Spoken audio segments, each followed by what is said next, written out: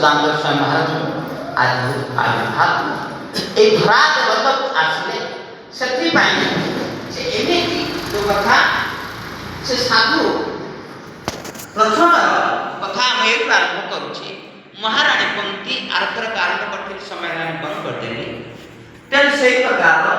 महाराणी कुंती मुख्य स्तुति करथिले जे कोन ना जन्म ऐश्वर्य सुत श्री यजमान मधुमान नैवा विधान तुम अकिंचन गोचरम ए जगतर जदि कहीं भगवान को चिन्हट करिवो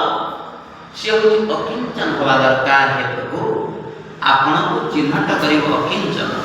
आपण अकिंचन गोचर हेबे आपण कहार गोचर हेबेनी ना जन्म ऐश्वर्य श्रुत शिवी जन्म बहु उच्च कुलर जन्म हेतिया जो ब्राह्मण क्षत्रिय वैश्य शूद्र उच्च कुलर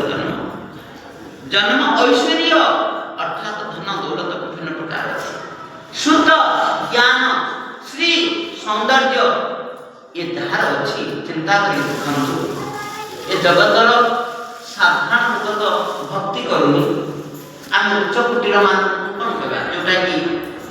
रथ दीक्षा नेला